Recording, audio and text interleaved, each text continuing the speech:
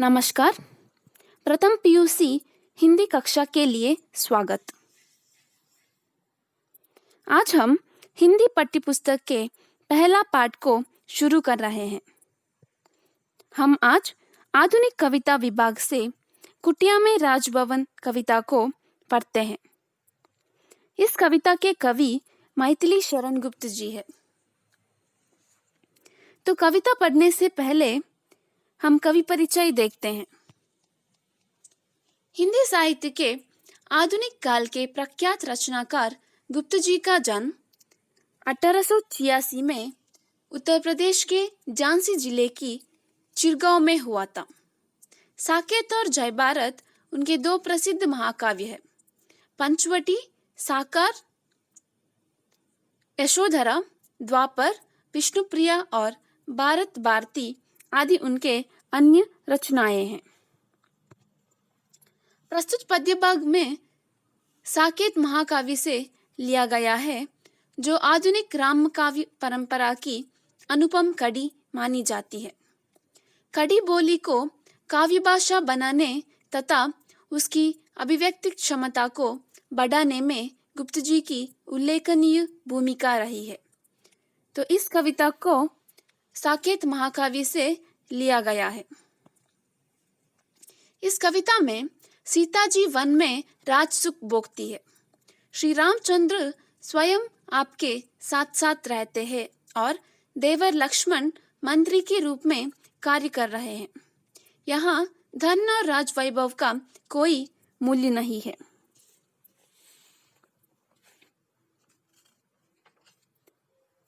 इस कविता में सीता जी के मन की भावना को कवि ने सुंदर रूप से व्यक्त किया है।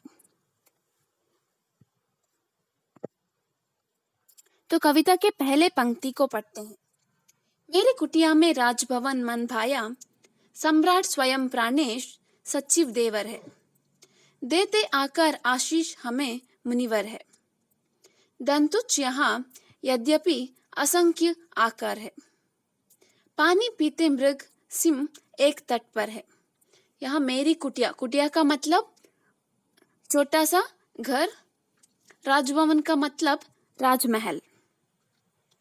सम्राट राजा, प्राणेश पति, सचिव मंत्री, देवर पति का भाई। आशीष का मतलब आशीर्वाद, मुनिवर का मतलब मुनि लोग और साधु लोग। धन मतलब पैसा, तुच्छ मतलब कम, आकार का मतलब खजाना है।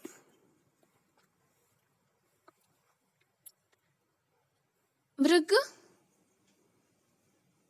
छोटा सा प्राणी, तट मतलब किनारा। तो इस कविता में सीता जी वन में श्री रामचंद्र के संग रहते हुए वन को तथा कुटिया को राजभवन की तरह मानकर जीवन यापन करती हैं। यहाँ सीता जी कहती है, मेरा मन इस कुटिया में राजभवन की तरह लग रहा है। तो उन्हें उस वन की उस छोटी सी घर में राजभवन में रहने की तरह ही लग रही है। और वो कहती है, स्वयं प्राणेश साथ में है और देवर लक्ष्मण सचिव बने हुए हैं। सीता जी कहती है उनके साथ उनके पति श्री राम है और उनके देवर लक्ष्मण मंत्री की तरह कार्य कर रहे हैं। मुनिवर हमें यहाँ आशीर्वाद देते हैं। उन्हें देखने के लिए मुनिवर आते हैं और उन्हें आशीर्वाद देते हैं। यहाँ की वन संपत्ति के सामने बाकी धन तुच्छ है। तो सीता जी कहती है, महल में तो बहुत सारे धन और संपत्ति थी, लेकिन यहाँ कोई धन और संपत्ति नहीं है। लेकिन इस वन की संपत्ति, इस वन के फल फूलों को देखकर ऐसे लगता है उनको कि उस महल के संपत्ति इसके आगे कुछ भी नहीं है। पानी पीते मृग सिम तट एक तट पर है। यहाँ सीता जी कहती है उन्हें ये देखने को मिलता है कि नदी के किनारे पानी पीने के लिए सिंह और छोटे छोटे प्राणियां भी एक साथ आकर पानी पीकर जाते हैं।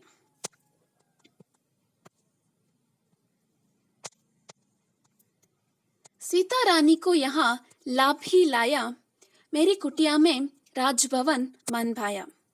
औरों के हाथों यहाँ नहीं पलती हूँ, अपने पैरों पर कड़ी आप चलती हूँ। श्रमवारी बिंदु फल स्वास्थ्य शुक्ति फलती हूँ, अपने आंचल से व्यंजन आप जलती हूँ। यहाँ सीता रानी कहती है उन्हें उस वन में आकर लाभ भी आया, कोई नष्ट नहीं हुआ। तो लाभ का मतलब प्रॉफिट,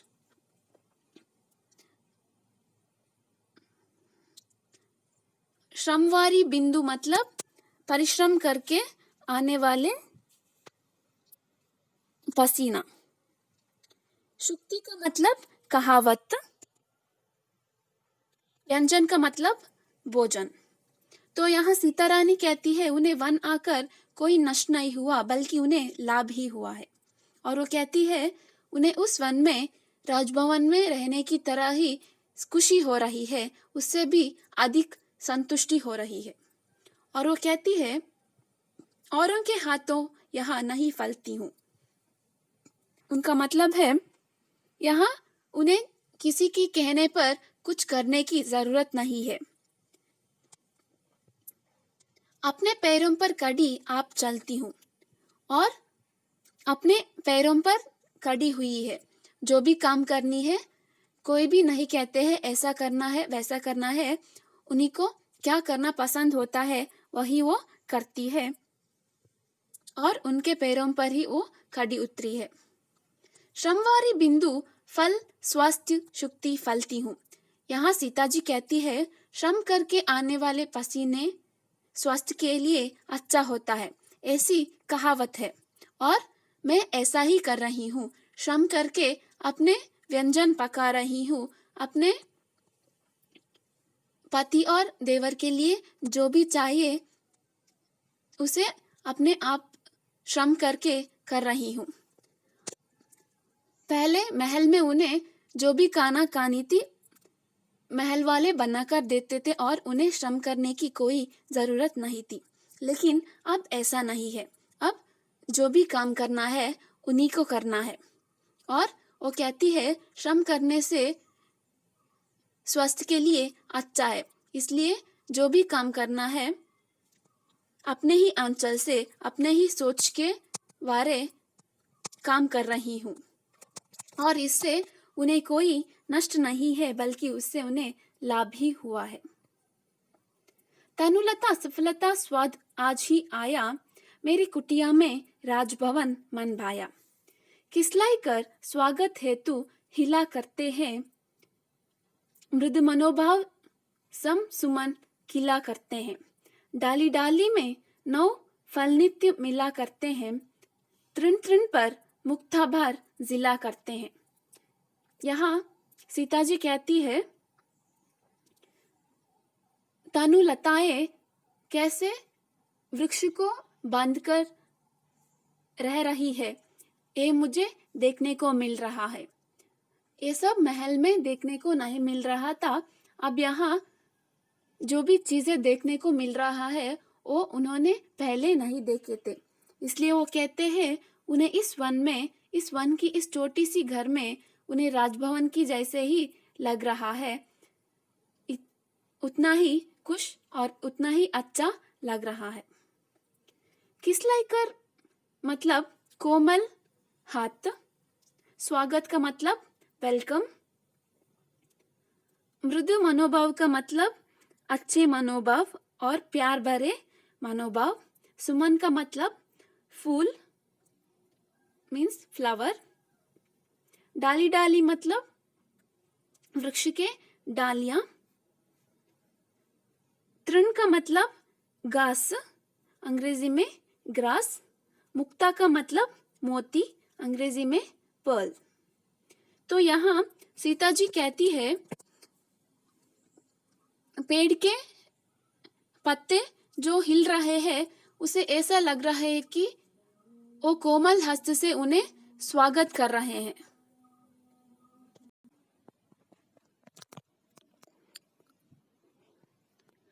मृदु मनोभाव सम सुमन खिला करते हैं।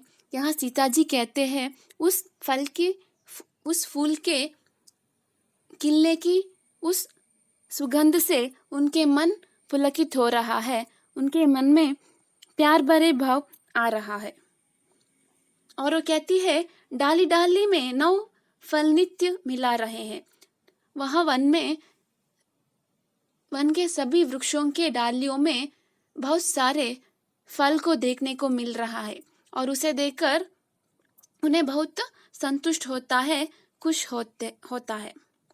तृण तृण पर मुक्ताभार जिला करते हैं। सुबह जब घास को देखते हैं और घास में जो पानी है वो देखने में मोती के जैसे लग रहा है और मोती के जैसे चमक रहा है।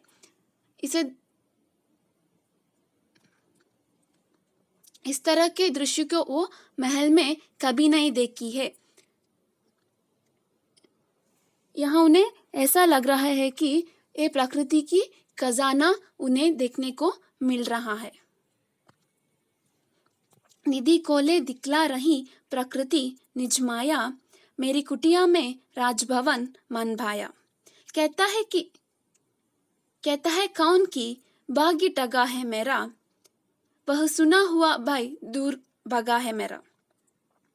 कुछ करने में अब हाथ लगा है मेरा, वन में ही तो गृहस्थ जगह है मेरा।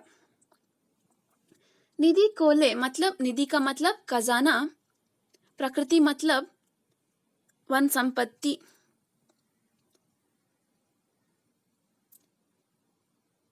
भाग्य में लक, टगा मतलब धोखा हुआ है, धोखा देना।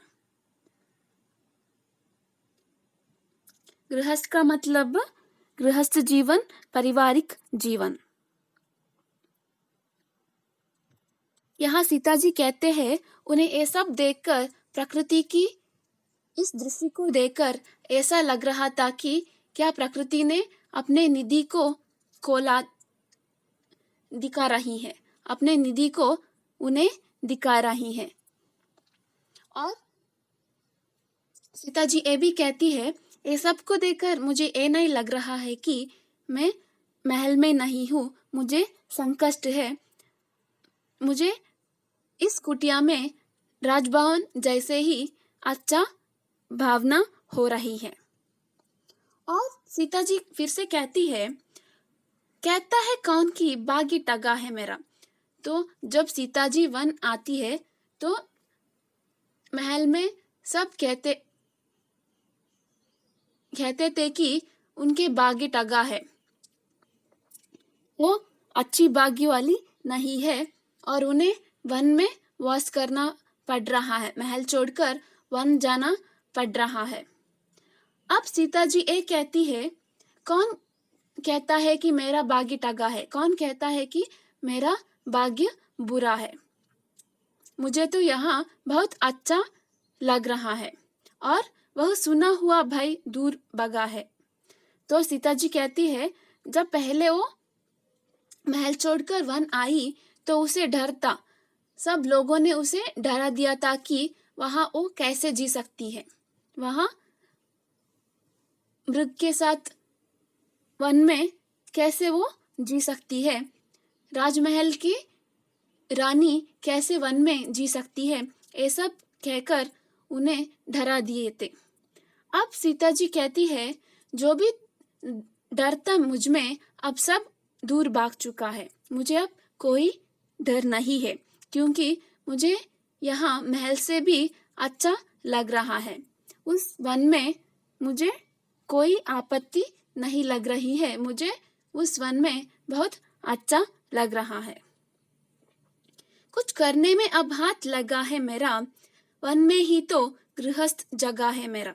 तो यहाँ सीता जी कहती है अब मुझे यह लग रही है कि मुझे यहाँ कुछ करना है और मेरे जीवन को यहाँ पुनः स्थापित करना है अपना गृहस्थ जीवन को यहाँ फिर से शुरू करनी है।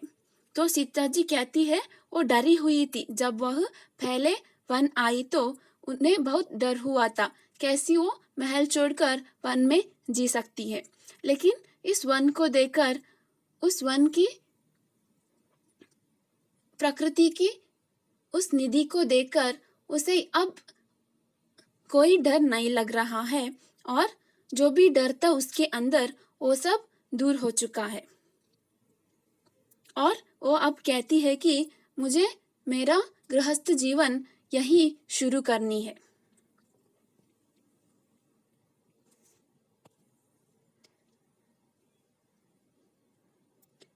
वह वधु जानकी बनी आज यह जाया, मेरी कुटिया में राजभवन मन भाया।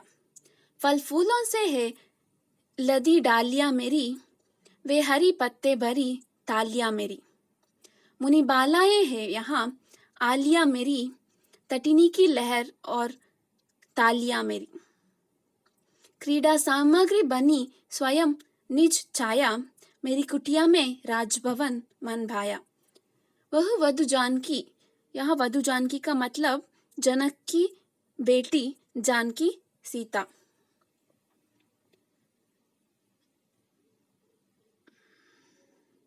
मुनि बालाए मतलब साधु संतों के बच्चे।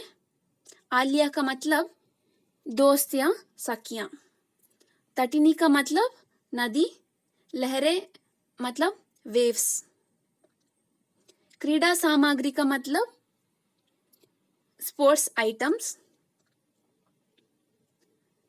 यहाँ सीता जी कहती है, मैं वधु जानकी, जनक की पत्नी, जनक की युवरानी अब वन में आ चुकी हूँ, और इस वन की इस कुटिया मुझे राजभवन लग रहा है। मुझे यहाँ राजभवन से भी अधिक अच्छा लग रहा है। और कहती है, फल फूलों से है लदी डालियां मेरी, वे हरी पत्ते भरी तालियां मेरी। तालिया का मतलब प्लेट। तो यहाँ सीता जी कहती है, अब वह हमेशा फल फूलों को लाने के लिए उस डालियों के तरफ जाती है, उस वन में वृक्ष की डालियों को देखती है और वहां से फल और फूलों को लाती है। और हरी पत्ते भरी थालियां मेरी, हरी पत्ते ग्रीन लीव्स। अब उन्हें खाने के लिए हरी पत्ते और फल फूल यही मिलता है, और उनके पति और देवर को उनके तालियों में वह यही फल फूल और हरी पत्तों को देती है। वह उसकी भोजन बन चुकी है। मुनि बालाएं हैं यहाँ आलिया मेरी। तो यहाँ सीता जी कहती है, अब उन्हें यहाँ अपने परिवार के लोग नहीं है, और अपने बहनें यहाँ नहीं है, लेकिन वो अकेली नहीं है। उनके सखियां बनकर मुनि बालाएं हैं। उस आश्रम के मुनि लोगों के बच्चे जो सीता के साथ हमेशा रहते हैं, कुछ भी लाने के लिए वन सीता के साथ वो जाते हैं। और इसलिए सीता कहती है, अब मुनि बालाएं ही मेरी आलिया है, मेरी सखियां हैं, मेरी दोस्त हैं, और तटिनी की लहरें और तालियां मेरी। तो अब उन्हें अकेला महसूस हुआ तो वो तटिनी की किनारे जाती है, नदी के किनारे जाती है, और उस लहरे की उस शब्द को वो तालियां मानती है। क्रीड़ा सामग्री बनी स्वयं निज छाया। अब इस वन में उन्हें खेलने के लिए कोई क्रीड़ा सामग्री नहीं है। जैसे महल में वो शतरंज खेलती थी, यहाँ कोई क्रीड़ा सामग्री खेलने के लिए नहीं है। लेकिन वो अकेले नहीं है। अब उन्होंने अपनी ही क्रीड़ा सामग्री बना चुके हैं। जो भी खेल मन में आता है उन्हें वो उस मुनि बालाओं के साथ खेलती है, और कहती है, मेरी कुटिया में राजभवन मन भाया। तो यहाँ अंत में सीता जी कहती है, महल से भी अधिक उन्हें उस वन की कुटिया में, उस वन की छोटे से घर में अच्छा लग रहा था। उन्हें महल की कोई कमी यहाँ नहीं लग रही थी और उन्हें ऐसा नहीं लग रहा था कि यहाँ आकर उन्हें संकट हुआ है या नष्ट हुआ है। वो कहती है यहाँ आकर उन्हें लाभ ही लाभ हुआ है और उनका जो डर था वो मिट चुका है। वो किसी पर अवलंबित नहीं है, वो अपने आप ही खुद सब काम कर सकती है और यहाँ आकर उन्हें ये सब सीखने को मिला। तो इस कविता में मैथिली शरण गुप्त जी सीता के बारे में बताते हैं और कैसे सीता वन को अपने राजभवन जैसे मानती है और अपना जीवन यापन करती है, इसके बारे में बता रहे थे। यह कुटिया में राजभवन कविता के बारे में था। धन्यवाद।